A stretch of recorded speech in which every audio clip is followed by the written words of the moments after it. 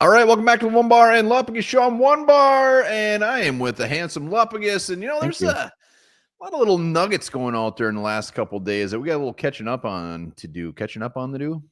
Speaking of nuggets, do you dip your nuggets in ketchup or do you have a preferred sauce? No, I do not dip them in ketchup. I'm pretty much straight up barbecue. In a perfect world, there's a little bit of honey mustard and barbecue. Boop, boop, boop. I'm more of a ranch and buffalo kind of guy myself. Jesus, ranch. It's for rookies, man. Put ranch on anything. Yeah, you can. Anything. You can. I'm talking big. I will do anything in ranch. You would taste good covered in ranch. I doubt that.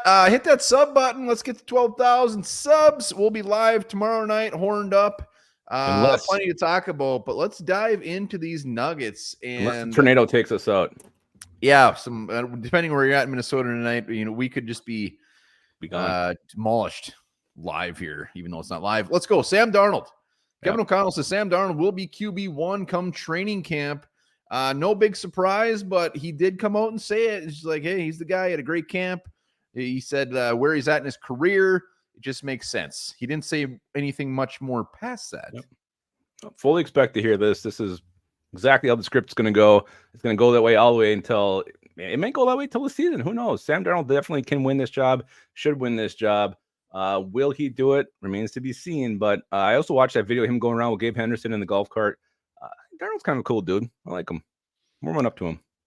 Yeah, he's very relaxed in his elder years and what he's been through in the NFL. He's been through a lot. So yeah, he's good stuff. So yeah, not a huge surprise, but let's talk about a little JJ McCarthy. A little bit of a rumor going around that, he's not going to sign unless he gets 100% of his signing bonus. Now he wants to spend some damn money. It's out there. I don't know if it's real or not, but it's out there enough to talk about.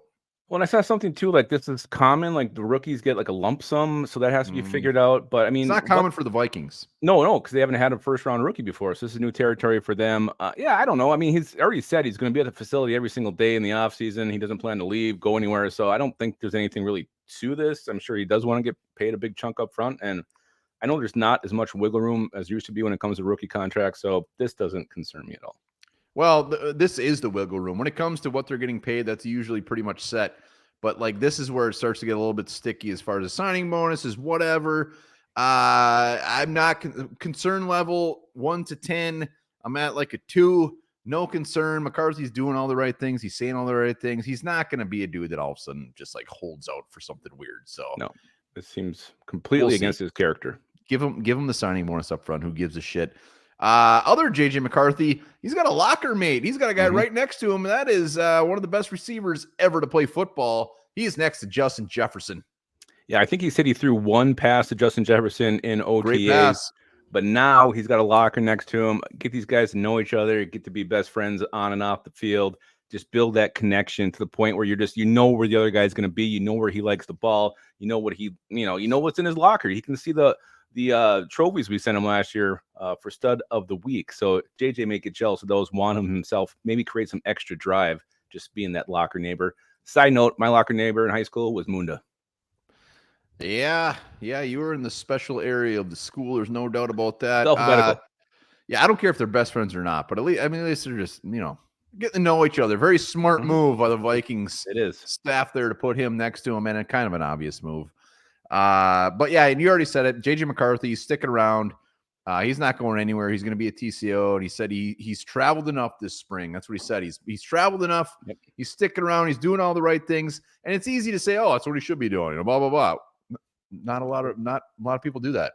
He can go where the hell he wants to, but he's going to stick around Minnesota, get familiar with the area, and play a little golf. He said. Oh man, God, I love the golf with JJ McCarthy. It's a nice shot, JJ. Hell of a shot. Watch this, JJ, and I'll be embarrassed. Yeah, Lupagus is the worst golfer ever. Jordan Addison is getting a lot of rave reviews, sticking out, looking very, very good, which you love to see in a receiver in a sophomore year. We've seen it too many times where wide receivers just blow their load rookie year and then just have a little bit of a sophomore slump. But a lot of love for Jordan Addison. Yeah, sounds like he's just the professional, taking his game to the next level. I still expect to be a dip in production. I know you don't feel the same way. I just think the Vikings are going to have a better run game. Justin Jefferson will be healthy. I don't know if he's going to have the opportunities he did as a rookie, but he's going to have a damn good year. And I'm excited. I love hearing this. Well, I don't think he's going to get his 10 touchdowns. I fully expect a 1,000-yard season. Wow. It's not that. I mean, it's not that crazy. We have 2 receivers. Behind that, we have nothing. I know, but you also have. I think the weeks. Vikings will lean heavier on the running game. I do think Aaron Jones will get a lot of passes up the backfield, so I think the ball will be spread around a little bit more with that running back who's actually effective and maybe more commitment to the run game. So I don't know. I think he's gonna have a nice stat line. I just think it's gonna be a little bit lower than last year. All right. On that note, what was there? Aaron Jones. Somebody put out there. Was it Gosling? Somebody put out there. Aaron Jones. It's night and day. Like, yeah. Compared to Alexander Madison last year, like, okay, turns out Madison maybe wasn't ready for that RB1 role, and we actually have a legit running back, which is so damn good to hear. Yeah, so I think he probably was the problem. I mean, when KLC says he did some nice things for us in a press conference, that means that player sucked. That's a nice way of saying that. So it's a way of sugarcoating it. And yeah, maybe it wasn't the offense, the design of the plays. Maybe it just was Alexander Madison. Again, I don't know what he couldn't handle. I mean, he seemed to do fine as a backup guy, but given the spotlight, couldn't handle it. So yeah, I love hearing Aaron Jones just looking the part and looking amazing. And I want our running game to come back so bad this year. It's going to be. He's fantastic. And the Packers fans are going to be crying in their beer. Like, wow, I can't believe we let this guy go for just that much money. And Josh Jacobs is going to be injured in week 2. And I can't wait. I can't wait. I'm drinking a Pabst too. All right, a couple more. Byron Murphy's team is already looking out to engage. He's already engaged. He's like, get me re-signed. I want to be here, which is great news. I love it. It's more so the Vikings want to bring him back. They got Mekhi Blackman. They got Kyrie Jackson. They got some young guys there as well. So, but you love hearing this. A guy who's not even up to re-sign yet, and he's like, just make it happen. Yeah, a couple things to take away from this. Number one, you can't deny the defense was better when Byron Murphy was on the field last year. When he was off, it kind of fell apart on the back end. So he does have an importance. You can argue how good he played because I think he did have an up and down season. But when he was gone, defense was definitely worse. The fact he's saying that he wants to stay here, he loves everything about it. That's amazing. Probably hurts negotiation a little bit because no, you don't care. I know, but it's like, what the hell, man? At least act like you don't like it so we can get some more money. Interesting. This was not a name we brought up when we were talking about who could be restructured next. I wouldn't hate it, and I don't think he's going to break the bank either. So I would be all for bringing back Byron Murphy.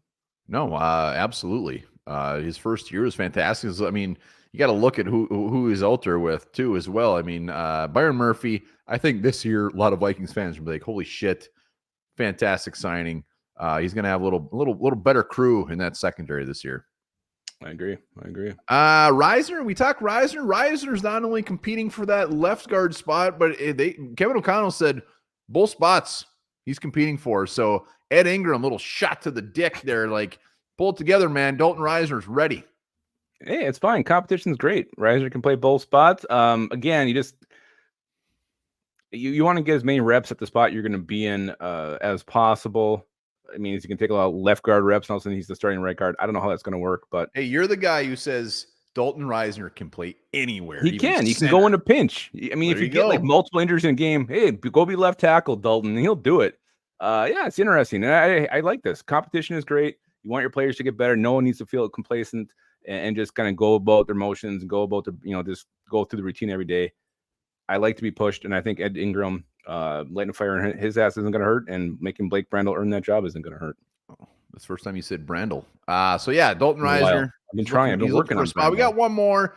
Cam Akers once again seen at TCO. I think it's just a matter of when they're going to resign this guy. There's no reason he would be there unless they're just like, you know what? All right, it's fine. It's a little awkward workout here, but he's going to be a Viking again.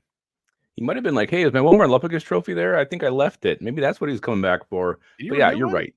No, but why else would he be there? I mean, I don't know. He maybe had one good week there where he could have got it.